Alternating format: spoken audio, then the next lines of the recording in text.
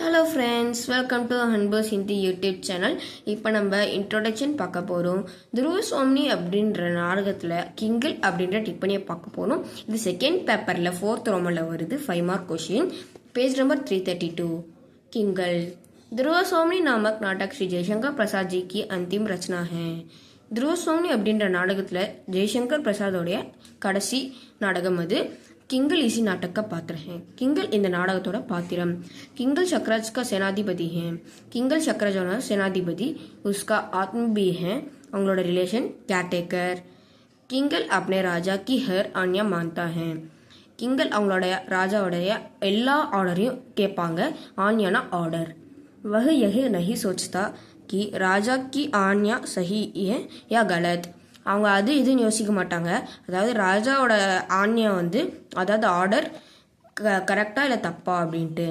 மகத் கா ராஜா ராம்குப்த் சக்ராஜ் से युद्ध करता है. மகதோட ராஜா ராம்குப்த் சக்ராஜோட யுத்தம் பண்றாங்க. ராம்குப்த் हार जाता है. ராம்குப்த் தோத்துறாங்க. और संधि करना चाहता है. அப்புறம் ஒப்பந்தம் போடுறாங்க.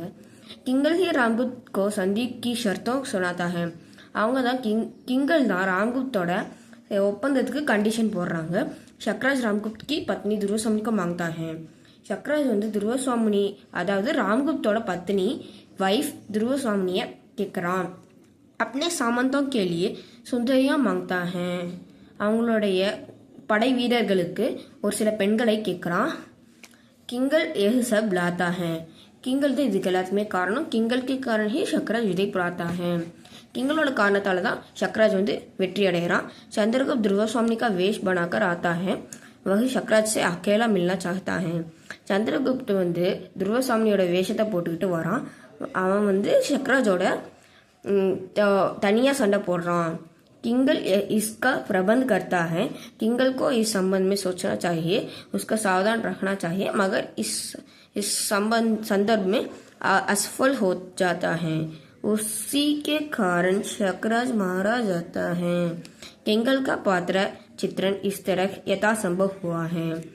அதாவது இப்போ சந்திரகுப்த் இவன் வேஷத்தில் இவன் கூட சண்டை போடுறான் தனியாக. கிங்களோட காரணத்தால தானே ராம்குப்தை இவன் ஜெயிச்சான். ராம்குப்த் சந்திரகுப்தோட வீக்கு. சக்ராஜால ராம்குப்தை கூட தோக்கடிக்க முடியலன்னா சந்திரகுப்தை எப்படி தோக்கடிப்பான்? அதை கிங்கல் யோசிச்சிருக்கணும். ஆனால் அப்படியே விட்டுட்டான். அட்லீஸ்ட் இவனாவது சக்ராஜாவது எச்சரிக்கையாக இருந்திருக்கணும். ஆனால் அவனும் இல்லை. அதனால தான் சக்ராஜ் செத்துட்டான். किंगल का पात्र का चित्रण इस तरह यथासंभव हुआ है. கிங்கலோட பாத்திரம் இந்த மாதிரி சூப்பராக இருக்குது. Thank you friends.